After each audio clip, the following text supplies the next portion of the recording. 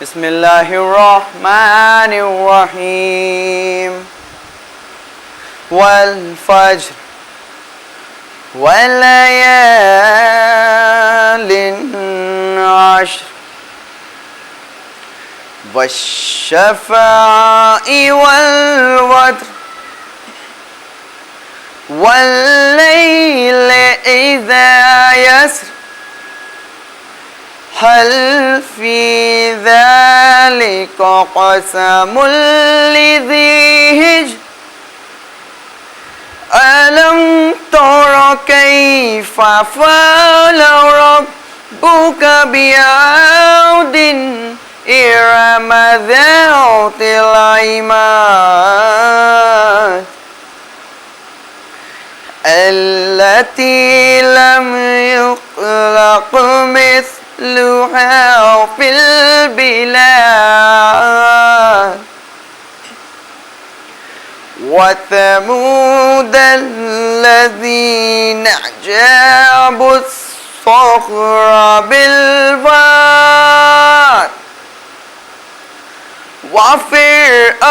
وفرعون ذي الأوتاد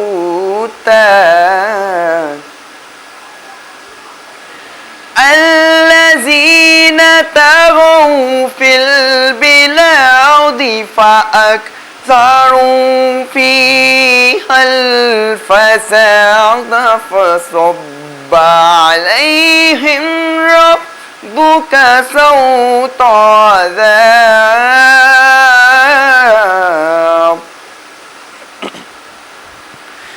إن ربك لبالمرصاد فأما الإنسان إذا ما ابتلاه ربه فأكرمه ونعمه فيقول ربي أكرمن وأما إذا ما ابتلاه فقدر عليه رزقه فيقول ربي أهانن وأما إذا ما ابتلاه فقدر عليه رزقه فيقول ربي أهانن كلا بل لا تكرمون اليتيم ولا تحاضون على طعام المسكين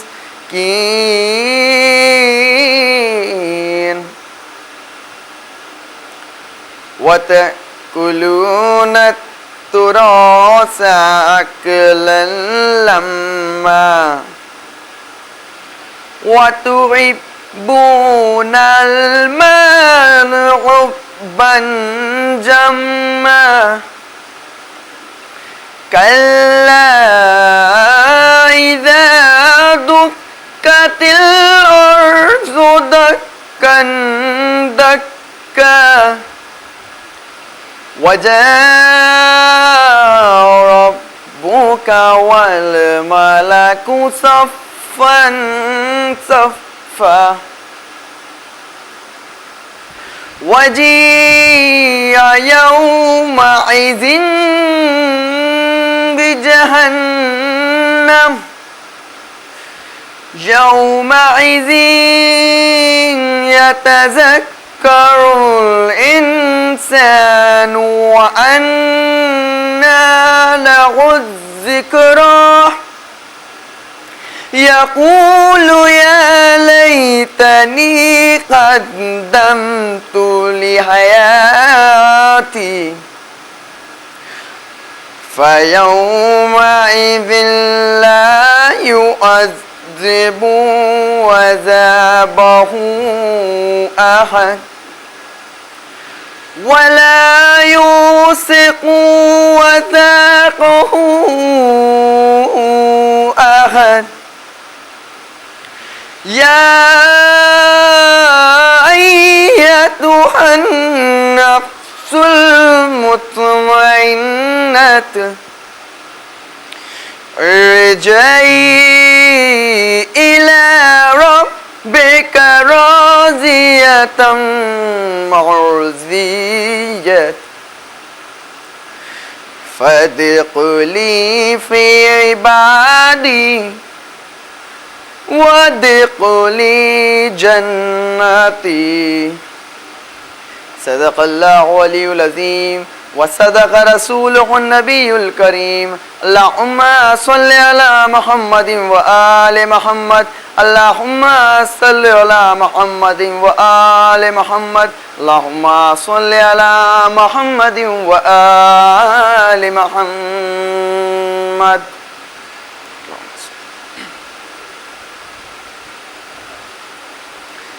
اے باد صبا جا کے یہ اموں کو بتانا پیاسی ہے سکینہ یاد آئے سکینہ تو چچا لوٹ کے آنا پیاسی ہے سکینہ اس چھوٹے سے سن میں جو ستم میں نے اٹھائے اللہ کسی کو نہ یتیم ایسا بنائے خود اپنے لہو میں کوئی بچی نہ نہائے میں تم کو بلاتی رہی تم بھی تو نہ آئے میں بن گئی بعد عصر لعینوں کا نشانہ پیاسی ہے سکینہ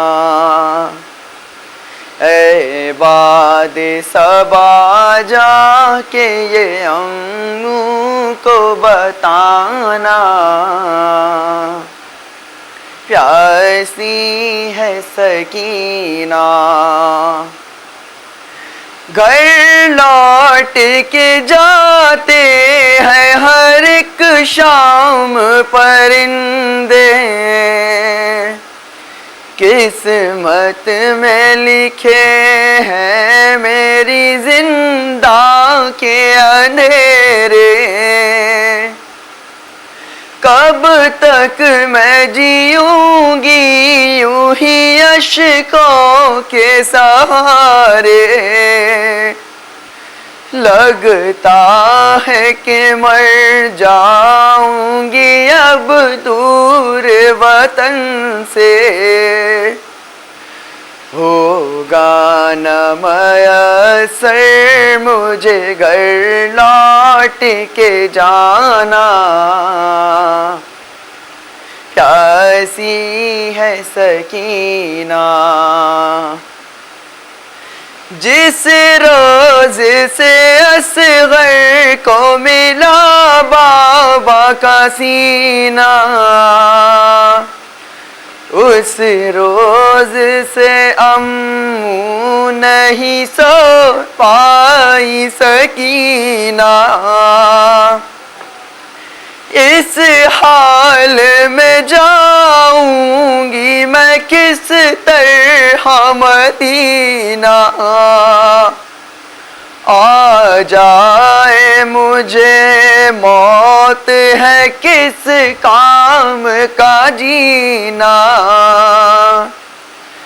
جاگی ہوں بہت آ کے چچا مجھ کو سلانا، پیاسی ہے سکینہ۔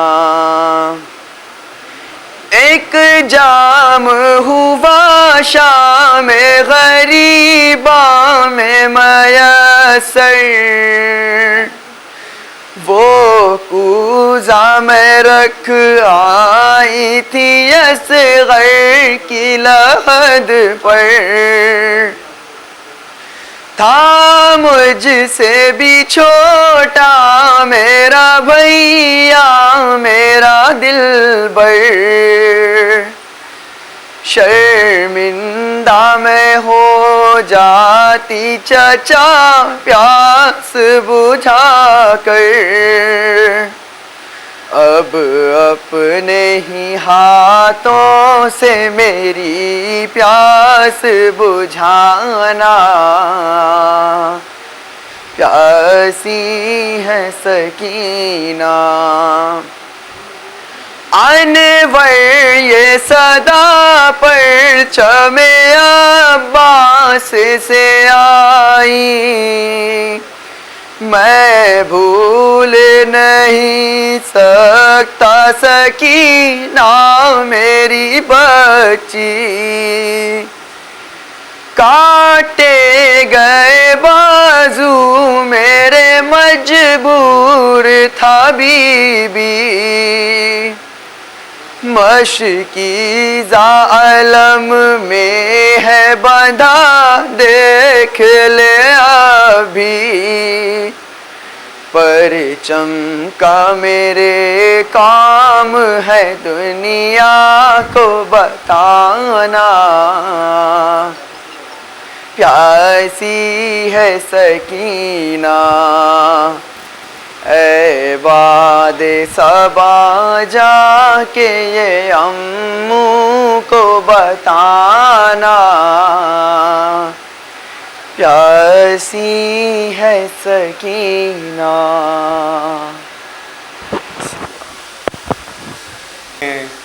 آج کی اس مجلس کو عالی جناب مولانا میثم رضا سیتلی صاحب قبلہ خطاب فرمانے جا رہے ہیں، جو کہ تشریف رکھتے ہیں۔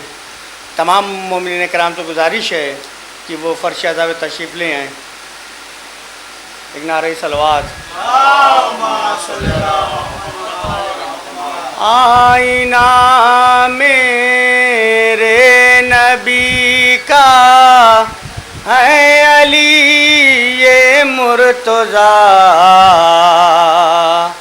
آئینہ میرے نبی کا ہے علی یہ مرتضیٰ، اور علی یہ مرتضیٰ کا آئینہ عباس ہیں، اور علی یہ مرتضیٰ کا آئینہ عباس ہیں، اور شبر و شبیر ہیں گر خلد کے سردار تو، شبر و شبیر ہیں گر خلد کے سردار تو، خلد میں جانے کا سیدھا راستہ عباس ہیں، خلد میں جانے کا سیدھا راستہ عباس ہیں۔ جو مومنین باہر تشریف رکھتے ہیں ان سے بدستہ گزارش ہے کہ وہ فرش ادب تشریف لے آئیں۔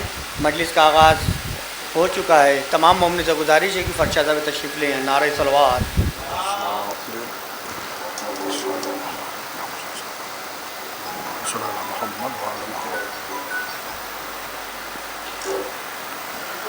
اعوذ باللہ من الشیطان اللعین الرجیم، بسم اللہ الرحمن الرحیم، الحمدللہ رب العالمین، الصلاۃ والسلام علی سیدنا و مولانا صاحب التاج والمعراج والبراق و سید العرب والعجم اسمہ مکتوب و مرفوع و منقوش فی اللوح والقلم جسمہ معطر منور مطہر مولانا مولا الثقلین جد الحسن والحسین محبوب رب المشرقین والمغربین ابی القاسم محمد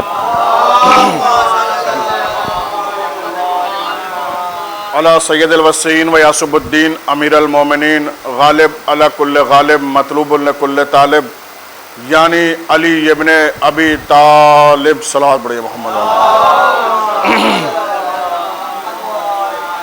والد شبیر و شبر قاتل مرحب و انتر وقال النبی بشانہی فی یوم الخندق ضربت علی یوم الخندق افضل من عبادت الثقلین والد طیبین الطاہرین المعصومین المظلومین ولعنت اللہ علی اعدائہم وغاصبی حقوقہم ومنکری فضائلہم و امامتہم و سخاوتہم و شجاعتہم و طہرتہم و ولایتہم و عطشہم اجمعین علی لعنت اللہ علی قوم الظالمین اما بعد فقد قال اللہ تبارک و تعالی فی کتاب الکریم بسم اللہ الرحمن الرحیم والنجم اذا ہوا ما ضل صاحبکم وما غوا وما ينطق عن الهوى ان هو الا وحی یوحی صلوات پڑھیے محمد و آل محمد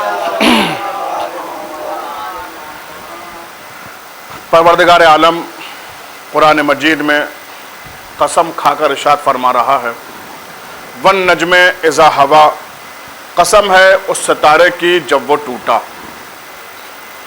دیکھیے جب تک یہ ستارہ عرش پہ چمکتا رہا نگاہ مشیت میں قسم کھانے کی منزل پر نہیں آیا جب تک یہ ستارہ آسمان کی بلندیوں پر رہا اس قابل نہیں ہوا کہ اس کی قسم کھائی جائے لیکن جب یہی ستارہ اپنی ظاہری بلندی چھوڑ کر پستی کی طرف آیا تو قسم کھانے کی منزل پر آ گیا حالانکہ ستاروں کا کام ٹوٹنا ہے ستارے ایک جگہ پہ ٹھہرا نہیں کرتے بھاگتے ہی رہتے ہیں کوئی ادھر سے ادھر آیا کوئی ادھر سے ادھر آیا ستاروں کا کام ہی بھاگنا ہے ٹوٹنا ہے تو اللہ نے سارے ٹوٹنے والے ستاروں کی قسم نہیں کھائی والنجم اس ایک مخصوص ستارے کی جس کا نام زہرہ تھا جس کی فضیلت یہ تھی کہ اس نے زہرا کی ڈیوڑی کو چوما تھا ایک صلوات پڑھیے محمد و آل محمد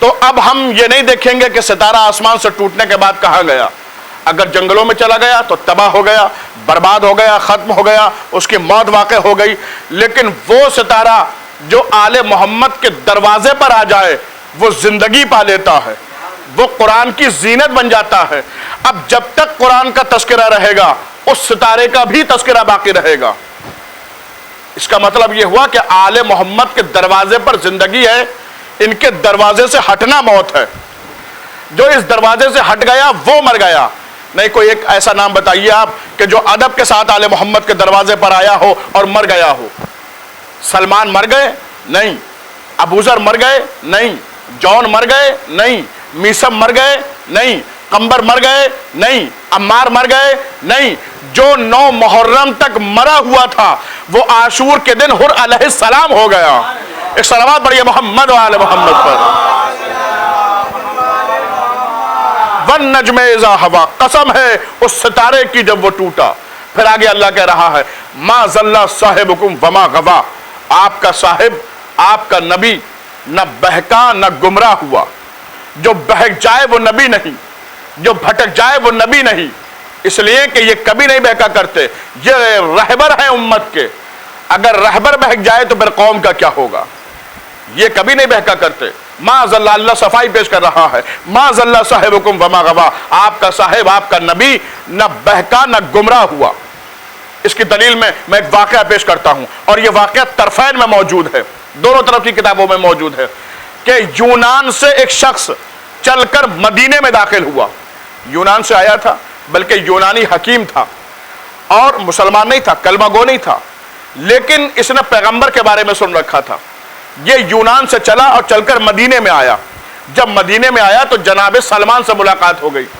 اس یونانی حکیم نے جناب سلمان سے کہا کہ مجھے اللہ کے رسول سے ملنا ہے اللہ کا رسول کہاں ہے جناب سلمان نے پلٹ کے سوال کر لیا کہ آپ کون کہاں سے آئے ہیں اور کیوں آئے ہیں उसने कहा कि मैं यूनान से आया हूं, यूनानी हकीम हूं मैं, और मैंने यूनान में सुना था कि पैगंबर के दिमाग पर बुखार का असर हो गया है, माज़ल्लाह उनको हिज़ियान हो गया है, लिहाजा मैंने दवा बनाई कि दवा बना के पैगंबर को ले जाके खिलाऊंगा, उनको ठीक करूंगा, फिर उनसे बहस करूंगा, दीन क्या है, इस्लाम क्या है, शरीयत क्या है।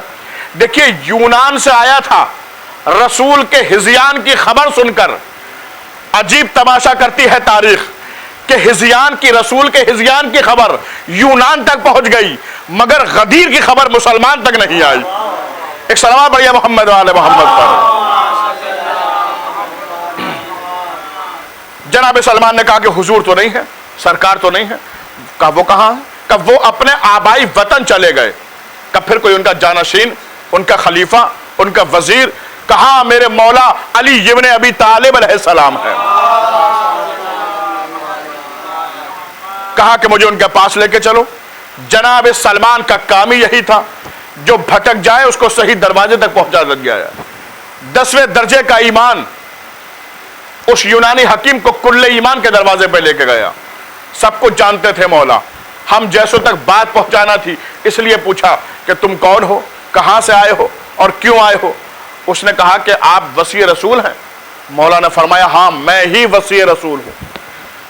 कहने लगा कि मैं यूनान से आया हूं और मैंने यूनान में इस तरह से सुना था, और फिर मैंने ये दवा बनाई कि ले जाके मदीने में पैगंबर को दवा खिलाऊंगा, उनको ठीक करूंगा, फिर उनसे बहस करूंगा दीन के बारे में, शरीयत के बारे में, इस्लाम के बारे में। लेकिन सरकार नहीं है। मौला ने फरमाया कि ये बता तेरे दवा की तासीर क्या है, इसका असर क्या है।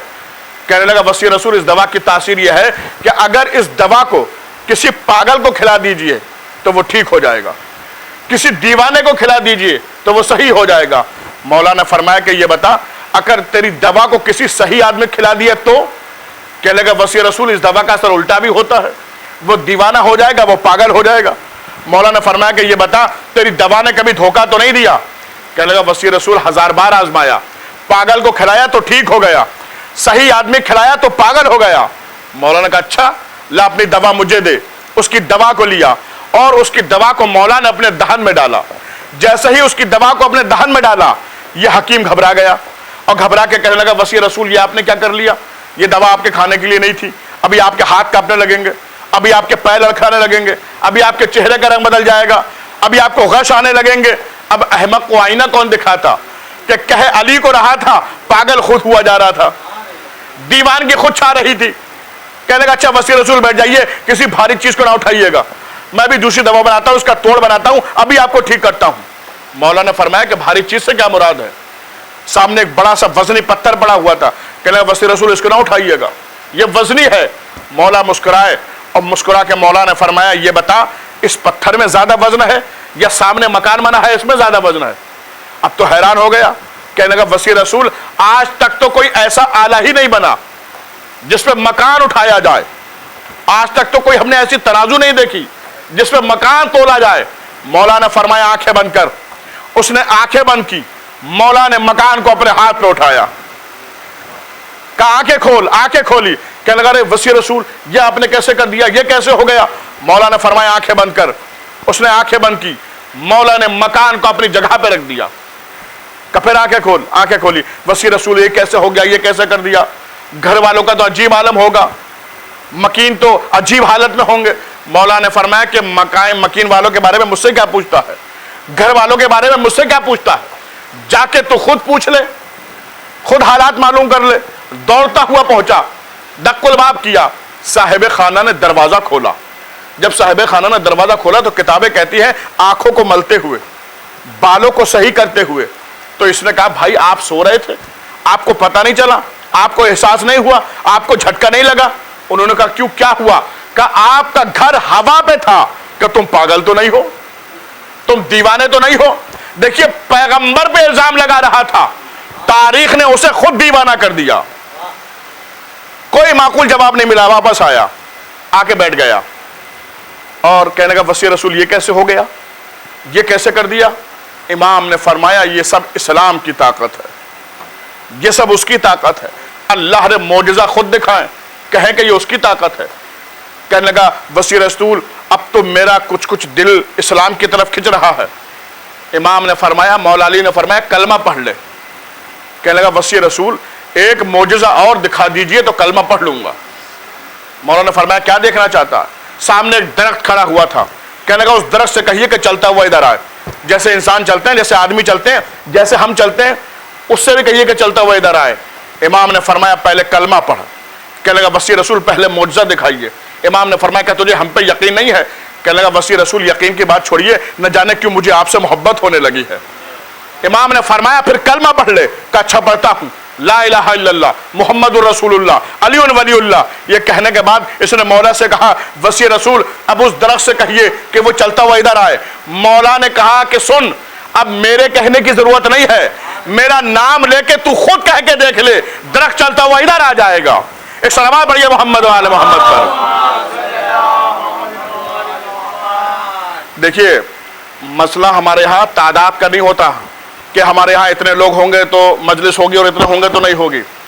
آپ حضرات جتنے بھی ہیں اگر اتنے ہی ہونے کا ثبوت دیجئے تو میری بات لاکھوں پہ بھاری ہے. اور اگر نہ سمجھنے والے ہوں 1,48,000 کا مجمع ہو تو لوگ بخن بخن کہہ کے بھول جاتے ہیں. لہٰذا آل محمد کے فضائل سن کے سر نہ ہلائیے, اس لیے کہ سر ہلانے پہ ثواب نہیں ہے, سبحان اللہ کہنے پہ ثواب ہے. ایک صلوات پڑھیے محمد و آل محمد پر. دیکھیے جب تک اسلام نہیں آیا تھا, ایمان دل میں نہیں آیا تھا تو کچھ نہیں کر پا رہا تھا, مجبور تھا.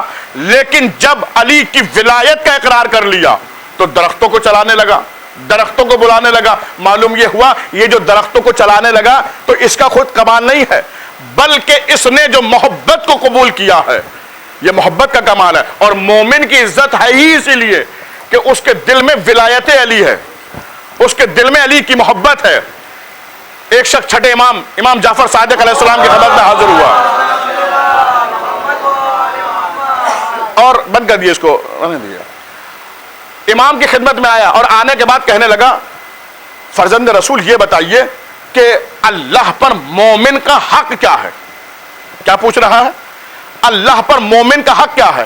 امام نے سامنے درخت کو دیکھا اور دیکھنے کے بعد فرمایا سن, اللہ پر مومن کا حق یہ ہے کہ اگر مومن اس درخت سے کہے آ جا تو وہ جڑوں سمیت زمین کو چیرتا ہوا آ جائے. ابھی لفظ آ جائے ختم ہوا تھا کہ درخت نے شاخیں امام کے سر پہ پھیلا دی. امام نے درخت کی طرف دیکھا اور دیکھنے کے بعد کہا کہ تو کیوں آیا؟ میں نے تو جو حکم تو نہیں کیا تھا, امر تو نہیں کیا تھا, میں تو اسے مومن کا حق سمجھا رہا تھا. درخت گویا ہوا, فصیح عربی میں بولا کہ مولا میں بھی اسے یہی سمجھانا چاہتا ہوں کہ یہ حجت اور محجوج کا فرق سمجھ لے کہ میں محجوج کے ارادے پر آتا ہوں, میں محجوج کے بلانے پر آتا ہوں, حجت کے صرف ارادے پر آتا ہوں. اس صلوات پڑھیے محمد و آل محمد. یا علی اللہم صلی علی محمد و آل محمد. والنجم اذا ہوا, قسم ہے اس ستارے کی جب وہ ٹوٹا. ما ضل صاحبکم وما غوا, آپ کا صاحب آپ کا نبی نہ بہکا نہ گمراہ ہوا, یہ کبھی نہیں بہکا کرتے. پھر آگے اللہ کہتا ہے وما ينطق عن الهوى ان هو الا وحی یوحى, یہ اپنی مرضی سے گفتگو نہیں کرتے, یہ اپنی مرضی سے نہیں بولتے, یہ اس وقت بولتے ہیں جب وحی آتی ہے, یہ اس وقت گفتگو کرتے ہیں جب وحی آتی ہے. ترجمہ یہ بھی ٹھیک ہے کہ یہ اس وقت بولتے ہیں جب وحی آتی ہے, یہ اس وقت کلام کرتے ہیں جب وحی آتی ہے. لیکن عقیدے میں ترجمہ یہ بھی ٹھیک ہے جو یہ بولتے ہیں وہ وحی بن جاتی ہے. جب پیغمبر بولے تو وحی بولی, جب وحی بولی تو خدا بولا. اب جس کے لیے جو فیصلہ کریں یہ اس کا فیصلہ نہیں ہے, خود ان کا فیصلہ نہیں ہے, بلکہ اس کا بھی فیصلہ ہے.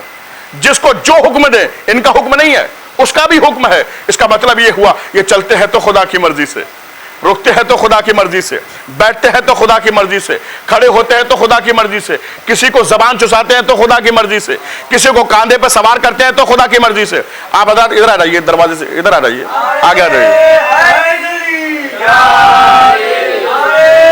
آپ آگے آ جائیے, ادھر آ جائیے, آپ تھوڑا سا آگے آ جائیے, آگے آگے آ جائیے.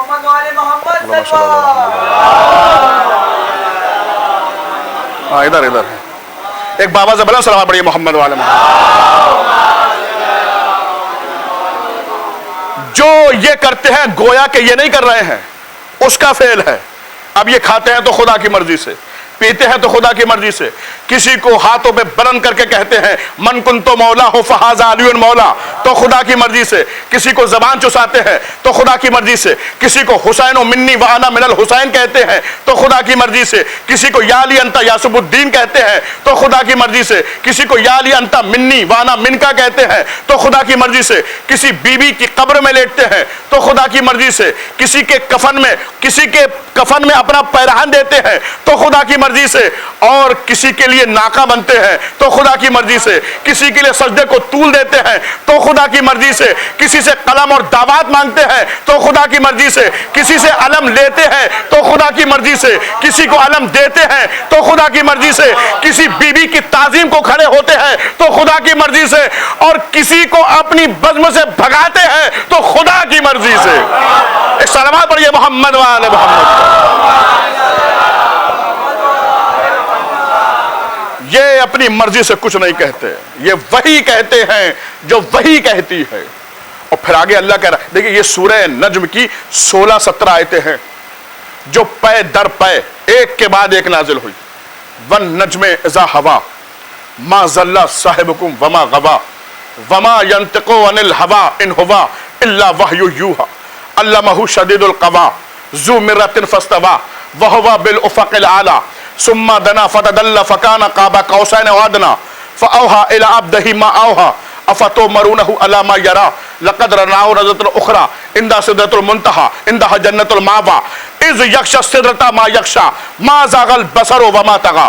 اللہ کہہ رہا قسم ہے اس ستارے کی جب وہ ٹوٹا, تمہارا صاحب نہ بہکا نہ گمراہ ہوا. یہ اپنی مرضی سے کچھ نہیں کہتے, یہ وہی کہتے ہیں جو وہی کہتی ہے. اور یہ اس وقت کی باتیں بتا رہے ہیں جب یہ افق اعلیٰ پہ تھے. یہ اس وقت کا تذکرہ کر رہے ہیں جب یہ دنا فتد اللہ کی منزل پہ تھے اور انہوں نے اس کو سدرۃ المنتہا پہ دیکھا, انہوں نے اس کو جنت الماوا پہ دیکھا. اور جب سدرہ کو کوئی چیز ڈھانپ رہی تھی اس وقت بھی انہوں نے اس کو دیکھا. نبی کے دل نے نبی کو جھٹلایا نہیں, نبی کے دل کو یقین تھا کہ بس اسی کو دیکھا جس کو دیکھا. ایک سلام پڑھیے محمد والے محمد پر. نبی کے دل نے جھٹلایا نہیں کہ کس کو دیکھا, کہ شک ہو نہیں یہ نہیں ہو سکتے کوئی اور ہے, دھوکہ ہو گیا ہے. نبی کو دھوکہ ہوتا ہی نہیں ہے, اس لیے اللہ صفائی میں آیتیں پیش کر رہا ہے. کس کو دیکھا؟ دنیا تو یہ کہہ کے جان چھڑا لیتی ہے جبریل کو دیکھا. اگر جبریل کو دیکھا ہوتا تو سننے والے شک کرتے. اللہ صفائی میں آیتیں پیش کرتا. یقیناً پیغمبر نے کسی ایسے کا نام لیا کہ سننے والوں نے شک کیا. اللہ نے صفائی میں آیتیں پیش کی. کون ہے وہ؟ کہ جس کو پیغمبر نے معراج میں دیکھا. 120 معراج ہے پیغمبر کی, ہر معراج کا ظاہر الگ ہے, باطن سب کا ایک ہے. اللہ نے اپنے محبوب کو, بس اب میں یہ جملہ بول رہا ہوں اور اسی جملے میں آپ کو پتا چل جائے گا کہ کس کو دیکھا. اللہ نے اپنے محبوب کو اپنے پاس 120 مرتبہ بلایا اور 120 مرتبہ بلا کے یہی کہا میرے محبوب علی کا خیال رہے, علی کا خیال رہے, علی کا خیال رہے. سرکار فرماتے ہیں کہ میں, سرکار کا بیان ہے کہ میں جبریل کو لے کے گیا. یہ بھی عقیدہ درست کر لیجئے کہ جبریل پیغمبر کو لے کر نہیں گیا بلکہ پیغمبر جبریل کو لے کر گئے. اس لیے کہ جبریل ان کے گھر کا نوکر ہے, خادم ہے. اور یہ تو سب جانتے ہیں کہ نوکر مالک کو کہیں لے کے نہیں جاتا. جب مالک سیر پہ نکلا کرتے ہیں تو نوکروں کو ساتھ لے لیا کرتے ہیں. تو جبریل پیغمبر کو لے کر نہیں گیا بلکہ پیغمبر جبریل کو لے کر گئے. اور سرکار فرماتے ہیں کہ ہمارا پہلا قیام بیت المقدس میں ہوا اور بیت المقدس کے بڑے بڑے ستون تھے. کہ میں نے اپنے براق کو, سرکار فرماتے ہیں میں نے اپنے براق کو, اپنے گھوڑے کو بیت المقدس کے ستون سے باندھ دیا. کیوں؟ پیغمبر نے اپنے گھوڑے کو, اپنے براق کو بیت المقدس کے ستون سے کیوں باندھا؟ کیا پیغمبر کو یہ ڈر تھا کہ براق بھاگ جائے گا, گھوڑا چلا جائے گا؟ اگر بھاگ جانے کا ڈر ہوتا تو جبریل جیسا نوکر ساتھ میں تھا, لگام پکڑوا کے کھڑا کر دیتے کہ پکڑے رہنا, ایسا نہ ہو کہ براق چلا جائے. نہیں, معصوم کے ہر فعل میں کوئی نہ کوئی مصلحت ہوتی ہے, کوئی نہ کوئی حکمت ہوتی ہے. اس لیے نہیں باندھا کہ بھاگ نہ جائے. बल्कि इसलिए बांधा ताकि दुनिया जान ले कि जब एक क़िबला एक भाई के घोड़े का अस्तबल हो सकता है तो दूसरा क़िबला दूसरे भाई का जच्चा खाना भी हो सकता है। एक सलावत पढ़िए मोहम्मद वाले मोहम्मद पर। कहा कि फिर उसके बाद जिब्रील ने अजान कही। अजान का होना था, एक नूर चमका, नूर का चमकना था, नबियों की कब्रें खुलना शुरू हो गई। कि 4414 नबी इकट्ठे हुए। सिर्फ इकट्ठे नहीं हुए बल्कि कहते हुए आए लब्बैक लब्बैक लब्बैक। का अंबिया की सफ़े लग गई। जिब्रील ने मेरा बाजू पकड़ा, हुजूर इनको नमाज पढ़ाइए। पैगंबर कहते हैं मैंने अंबिया को नमाज पढ़ाई और जब नमाज तमाम हो गई, नमाज खत्म हो गई तो सरकार फरमाते हैं कि मैंने अपनी दाहिनी तरफ देखा तो मेरी नजर मेरे दादा इब्राहिम पर पड़ी। मैंने देखा कि दादा इब्राहिम खड़े हैं और उनके बदन पर 2 सब्ज रंग के हुल्ले हैं। 2 फरिश्ते उनके दाहिनी तरफ खड़े हैं, 2 फरिश्ते बाईं तरफ खड़े हैं। कब फिर मैंने अपनी बाईं तरफ देखा। कब जैसे ही मैंने बाईं तरफ देखा तो मेरी नजर मेरे भाई अली इब्ने अबी तालिब पर पड़ी।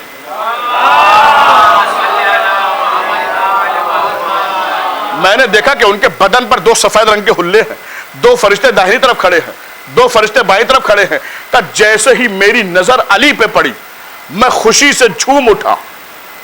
सरकार फरमा रहे हैं जैसे ही मेरी नजर अली पे पड़ी मैं खुशी से झूम उठा। मेराज के सफर में अगर नबी को अली नजर आ जाए तो वो खुशी से झूम उठते हैं। आप कैसे कलमा पढ़ने वाले हैं कि जब अली का तस्करा आता है तो चेहरा मुरझाने लगता है, शजरा खुलने लगता है। नहीं, सुन्नत पैगंबर ही यही है कि जब अली अली का जिक्र हो तो चेहरा मुरझाए नहीं बल्कि गुलाब की तरह खिलने लगे। एक सलावत पढ़िए मोहम्मद वाले मोहम्मद पर। एक और बाबा से बुलंद सलावत पढ़िए मोहम्मद वाले मोहम्मद। कहा कि फिर उसके बाद एक नूर की सीढ़ी लगाई गई। मैं और जिब्रील नूर की सीढ़ी पर चढ़ते हुए आसमान की दुनिया पर पहुंचे।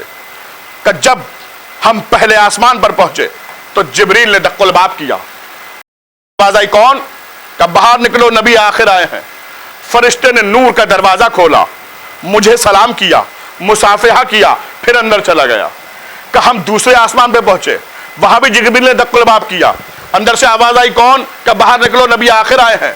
फरिश्ते ने नूर का दरवाजा खोला, मुझे सलाम किया, मुसाफिहा किया, फिर अंदर चला गया। कि हर आसमान पर जिब्रील दक्कुल बाब करते रहे, फरिश्ता आता रहा, मुसाफा करता रहा।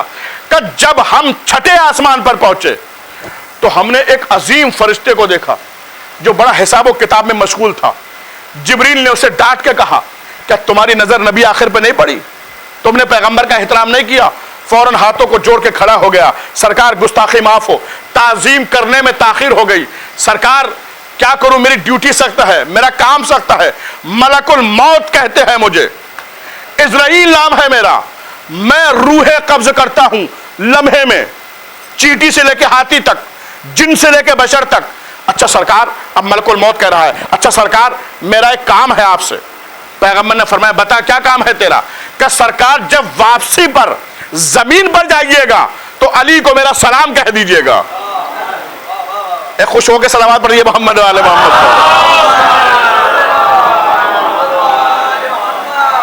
का। सरकार जब वापसी पर जमीन पर जाइएगा तो अली को मेरा सलाम कह दीजिएगा। सब कुछ जानते थे पैगंबर, आप लोगों तक बात पहुंचाना थी इसलिए पूछ लिया कि तू अली को कैसे जानता है, तू अली को कैसे पहचानता है?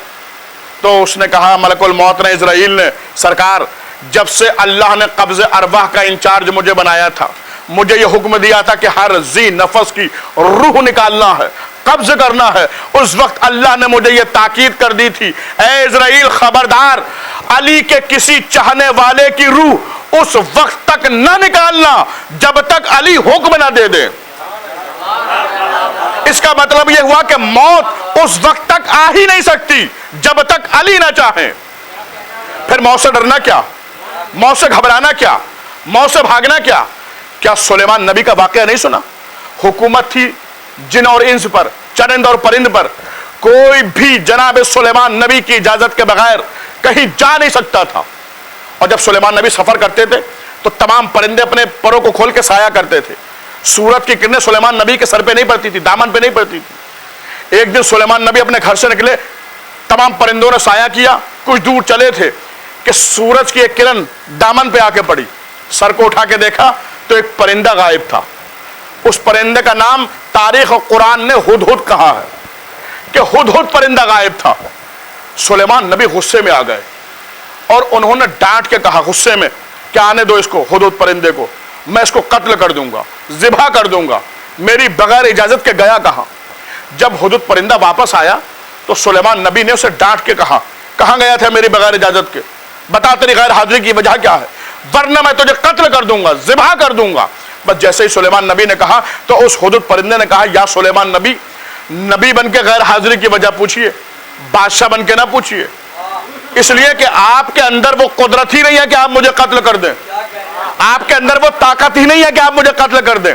सुलेमान नबी को गुस्से में भी हंसी आ गई कि मेरी हुकूमत है जमीन और आसमान पर, चरिंद और परिंद पर, जिन और इंस पर, अभी एक इशारे में मेरा ये कत्ल हो जाएगा, लेकिन ये कह रहा है कि तुम मुझे कत्ल नहीं कर सकते, तुम मुझे ज़िबा नहीं कर सकते। सुलेमान नबी ने पूछा, आखिर किस विरते पे कह रहा है कि मैं तुझे कत्ल नहीं कर सकता, मैं तुझे ज़िबा नहीं कर सकता? उस हुदहुद परिंदे ने अपने परों को खोला और खोलने के बाद कहा, या सुलेमान नबी, जरा मेरे परों की तरफ देखिए, अल्लाह ने नूरानी कलम से मेरे पर पे अली का नाम लिख दिया है। जब तक मेरे पर पे अली का नाम है मुझे मौत आ ही नहीं सकती। अमा एक परिंदे के पर पे अली का नाम आ जाए, जब वो मौत से नहीं डरता तो फिर वो क्यों डरते हैं जिनके दिल में अली रहते हैं? एक सलावत पढ़िए मोहम्मद वाले मोहम्मद पर।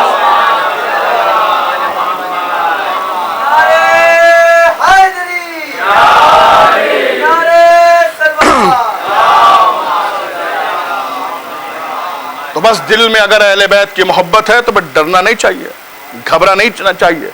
इसलिए कि बड़ा खूबसूरत मसला क्या है किसी शायर ने कि मीठी लगेगी मौत अली के गुलाम को, आएगा मौत का भी फरिश्ता सलाम को, खुशबू कज़ा की आएगी उसके मशाम को, आंखों से देख लेगा वो अपने मकाम को, जन्नत का बाग कब्र की सौगात हो गई, क्या मौत जब अली से मुलाकात हो गई। और जब ऐसा शख्स जिसके दिल में अली की मोहब्बत होगी, जब वो कब्र में जाएगा तो फरिश्ते आएंगे और उसको देखकर कहेंगे, जिक्र अली वली से है तू फैज़याब जा, तुझसे कोई सवाल ना कोई जवाब जा, हो दुश्मने अली का कलेजा कबाब जा, तू बेशुमार करता रहा बेहिसाब जा। तू बेशुमार करता रहा बेहिसाब जा, पुल से भी थाम कर जो तेरा हाथ जाएंगे, जिस जिसको तू कहेगा तेरे साथ जाएंगे। एक सलावत पढ़िए मोहम्मद वाले मोहम्मद। मालूम यह हुआ कि मौत उस वक्त आ ही नहीं सकती जब तक अली ना चाहे, फिर मौत से डरना क्या, घबराना क्या, यही वजह थी। और जब हुजूर, अच्छा हमारे मजहब में एक आलिम गुजरे हैं अल्लामा मोहसिन, उनकी एक किताब है, वो अपनी किताब में लिखते हैं कि हुजूर ने फरमाया, सरकार ने फरमाया कि जब हम पहले आसमान पर पहुंचे तो वहां हमने एक मोतियों का महल देखा, जिसके दरवाजे पर खड़े हुए 2 फरिश्ते पहरा दे रहे थे, बाकी फरिश्ते उस खाली महल के सामने सजदे में पड़े हुए थे। पैगंबर कहते हैं कि मैंने जिब्रील से कहा, ये जो पहरा दे रहे हैं महल के दरवाजे पर खड़े होके, इनसे पूछो ये महल किसका है। जब जिब्रील ने पूछा तो उन्होंने कहा कि बनी हाशिम के एक फता का है। फता कहते हैं अरबी में जवान को, बनी हाशिम के एक जवान का है। कहा हम दूसरे आसमान पे पहुंचे, वहां भी हमने एक मोतियों का महल देखा, जिसके दरवाजे पे खड़े हुए 2 फरिश्ते पहरा दे रहे थे, बाकी फरिश्ते उस खाली महल के सामने सजदे में पड़े हुए थे। पैगंबर कहते हैं मैंने जिब्रील से कहा इनसे पूछो ये महल किसका है, तो उन्होंने भी यही कहा कि बनी हाशिम के एक जवान का है, बनी हाशिम के एक फता का है। कहा हम तीसरे आसमान पे पहुंचे, वहां भी हमने एक महल देखा, जिसके दरवाजे पे खड़े हुए 2 फरिश्ते पहरा दे रहे थे, बाकी फरिश्ते खाली महल के सामने चारों तरफ सजदे में पड़े हुए थे। पैगंबर कहते हैं मैंने जिब्रील से कहा इनसे पूछो ये महल किसका है, तो उन्होंने भी यही कहा बनी हाशिम के एक फता का है। गोया कि हर आसमान पे एक महल देखते रहे और दरबान से पूछते रहे कि ये महल किसका है, ये महल किसका है, और हर दरबान यही कहता रहा कि बनी हाशिम के एक फता का है। कि जब हम 7वें आसमान पर पहुंचे तो वहां हमने अर्श के नूर से बना हुआ एक महल देखा। जिस के दरवाजे पे खड़े होकर दो फरिश्ते पहरा दे रहे थे, बाकी सजदे में पड़े हुए थे खाली महल के सामने। पैगंबर कहते हैं मैंने जिब्रील से कहा इनसे पूछो ये महल किसका है। जिब्रील ने पूछा तो उन्होंने भी यही कहा कि बनी हाशिम के फतह का है। सरकार कहते हैं जाते हुए मैंने भी नहीं पूछा, जिब्रील ने भी नहीं पूछा। लेकिन जब हम वापस हुए तो मैंने जिब्रील से कहा कि ये जो दरबान पहरा दे रहे हैं इनसे पूछो तो सही, आखिर बनी हाशिम का वो फतह, वो जवान है कौन जिसके इतने सारे महल बने हुए हैं। जिब्रील कहते हैं कि जिस आसमान पे भी जिस दरबान से पूछा उसने यही कहा कि जिब्रील कौन हो सकता है, ला फतह इल्ला अली ला सैफ इल्ला जुल्फिकार, वो जवान कोई और नहीं, वो अली इब्न अबी तालिब है।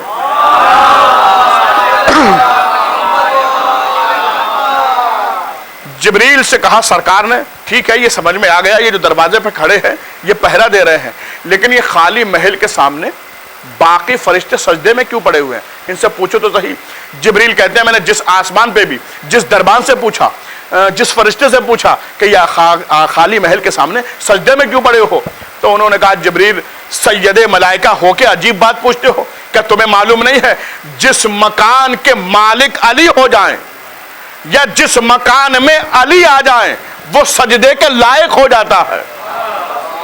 क्या आपने देखा नहीं खाने काबा में जब तक अली नहीं आए, जब तक 13 रजब को अली नहीं आए एक सजदा भी नहीं हुआ खाने काबा की तरफ, लेकिन जब अली आ गए तो काबे की तरफ सजदे होने लगे।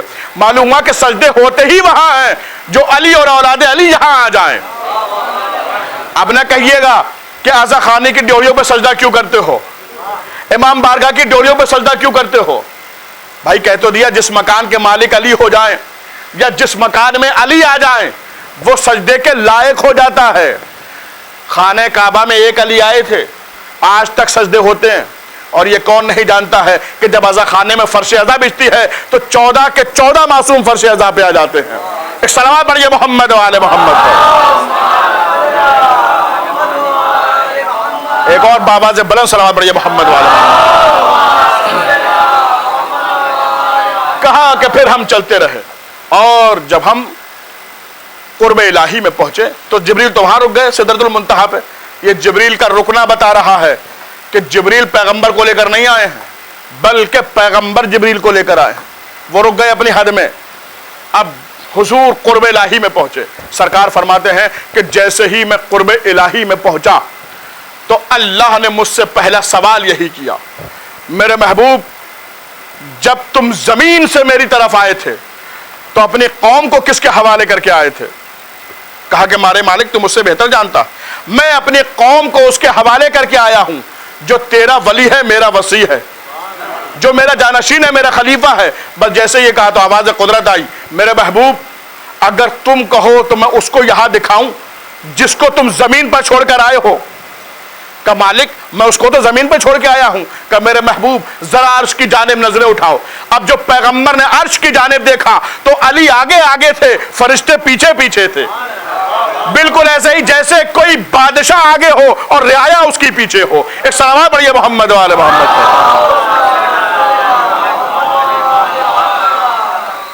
कहा कि फिर उसके बाद आवाज कुदरत आई, मेरे महबूब मुझे भी कसम है अपने इज्जत जलाल की, जो मुझे अल्लाह माने तुझे रसूल माने उसका ईमान उस वक्त तक कबूल नहीं करूंगा जब तक अली को वली ना माने।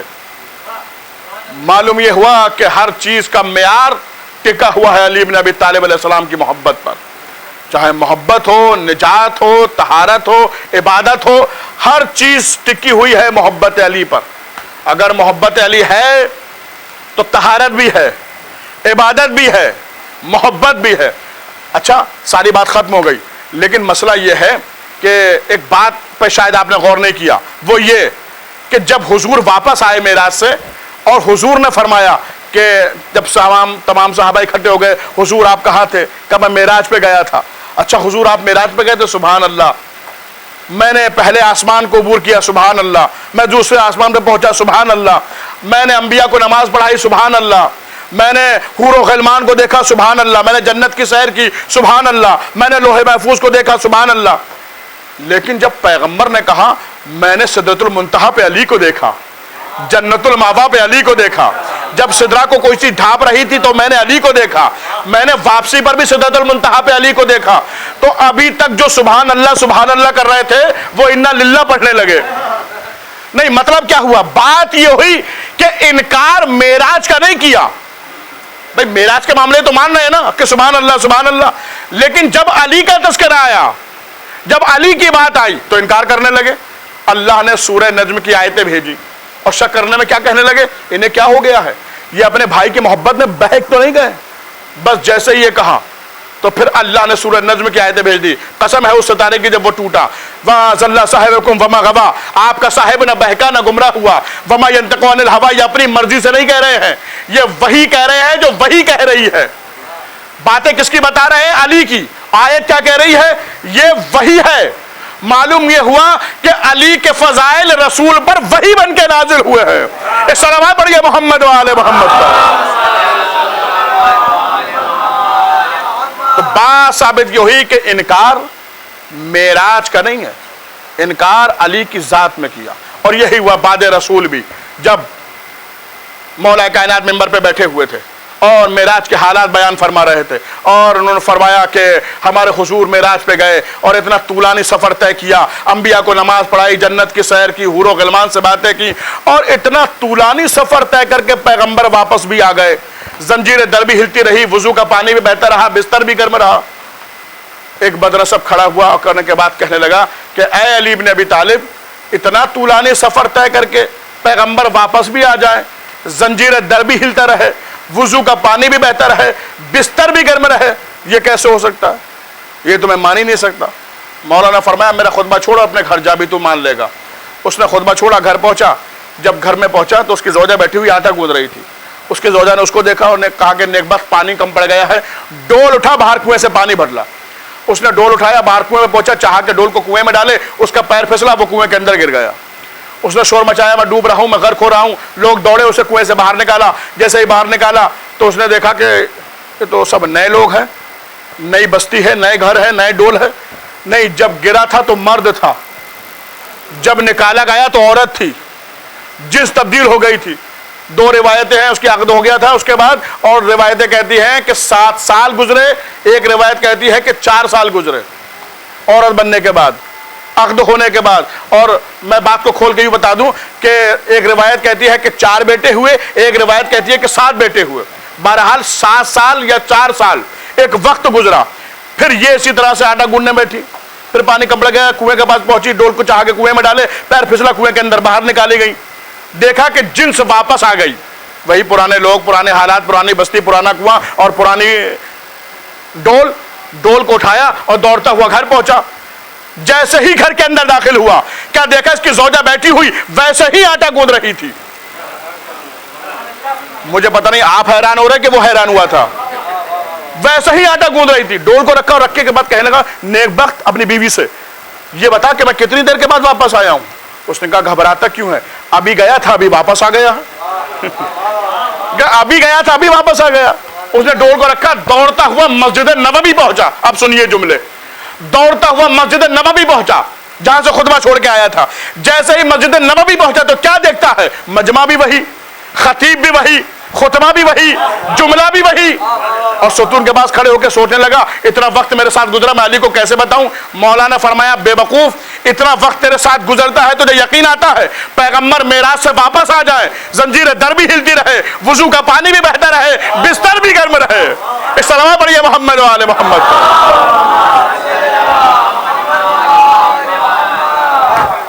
معلوم یہ ہوا کہ یہاں بھی انکار معراج کا نہیں, علی ابن ابی طالب علیہ السلام میں. اور خود سرکار نے فرمایا, مولا علی نے فرمایا, یا علی اختلاف لوگ نہ اللہ کی ذات میں کریں گے نہ میری ذات میں کریں گے, یا علی اختلاف لوگ کریں گے آپ کی ذات میں.